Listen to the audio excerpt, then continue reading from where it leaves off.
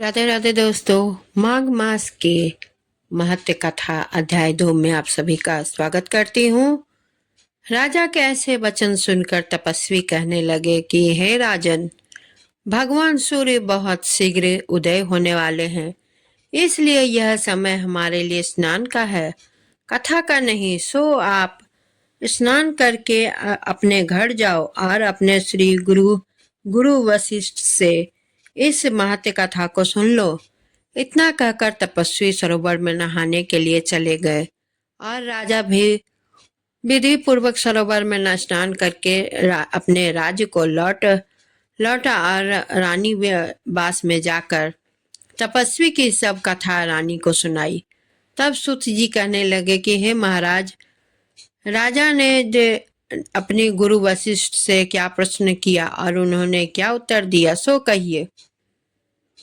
व्यास जी कहने लगे, हे सूत जी, राजा दिलीप ने रात्रि को सुख से सोकर प्रातः काल समय पर ही अपने गुरु वशिष्ठ के पास जाकर उनके चरणों को छूकर प्रणाम करके तपस्वी के बताए हुए प्रश्नों को अति नम्रता से पूछा कि हे गुरु जी, आपने आचार, दंड, नीति, राज्य, धर्म तथा चारों वर्णों के चारों आश्रमों की क्रियाओं, दान और उनके विधान, यज्ञ और उनकी विधियां, व्रत, उनकी प्रतिष्ठा तथा भगवान विष्णु की आराधना अनेक प्रकार से तथा विस्तार पूर्वक मुझको बतलाइए। अब मैं आपसे माघ मास के स्नान के महत्व कथा को सुनना चाहता हूँ।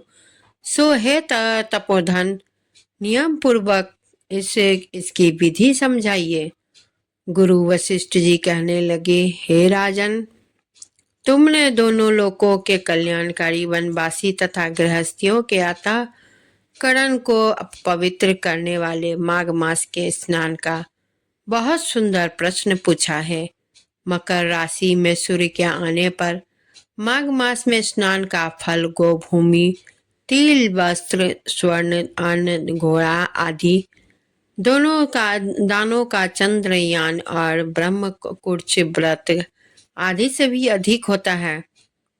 वैशाख तथा कार्तिक में जप, तप, दान और यज्ञ बहुत फल देने वाले हैं, परंतु माघ मास में इनका फल बहुत ही अधिक होता है।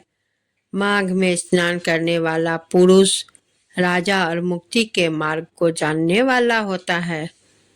दिव्य दृष्टि वाले महात्माओं ने कहा है कि जो मनुष्य माघ मास में सकाम या भगवान के निमित्त नियम पूर्वक माघ मास में स्नान करता है, वह अनंत फल वाला होता है। उसको शरीर की शुद्धि, प्रीति, ऐश्वर्य तथा चारों प्रकार के फलों की प्राप्ति होती है। अदिति ने 12 वर्ष तक मकर संक्रांति में अन्न त्याग कर स्नान किया।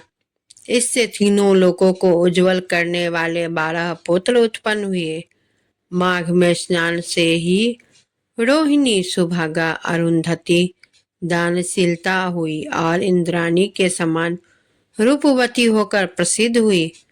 जो माघ मास में स्नान करते हैं तथा देवताओं के पूजन में तत्पर रहते हैं, उनको सुंदर स्थान, हाथी और घोड़ों की सवारी तथा दान को द्रव्य प्राप्त होता है। अतिथियों से उनका घर भरा रहता है और उनके घर में सदा वेद ध्वनि होती रहती है।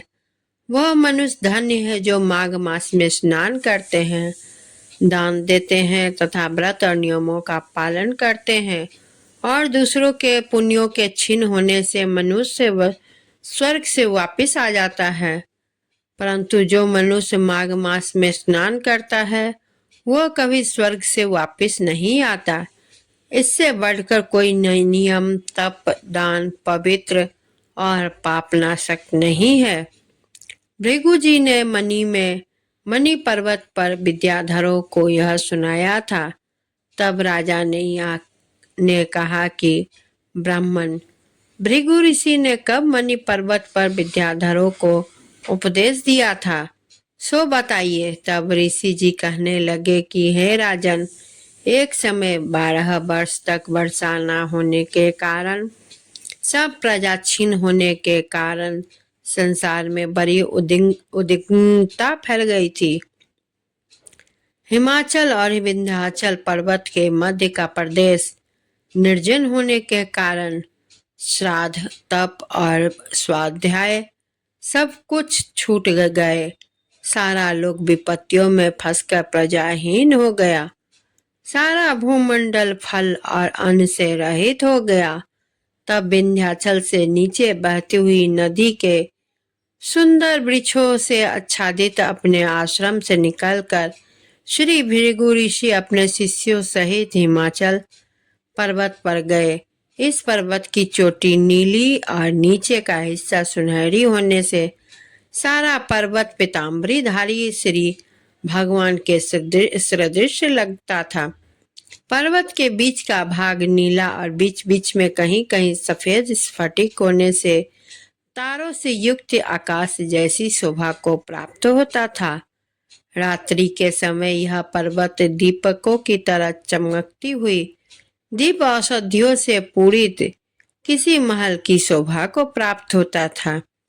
यह पर्वत शिखाओं पर बांसुरी बजाती और सुंदर गीत गाती हुई किन्नरियों तथा केले के पत्तों की पताकाओं से अत्यंत शोभा को प्राप्त हो रहा था।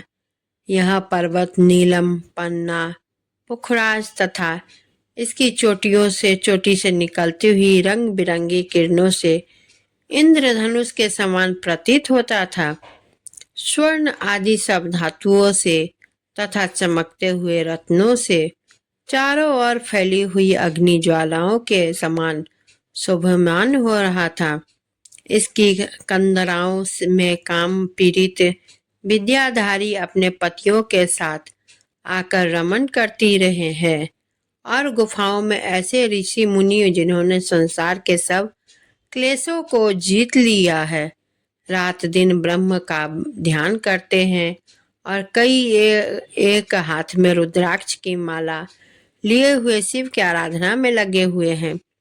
पर्वत के नीचे भागों में जंगली हाथी और बच्चों के साथ खेल रहे थे तथा कस्तूरी वाले रंग बिरंगे मृगों के झुंड इधर उधर भाग रहे थे।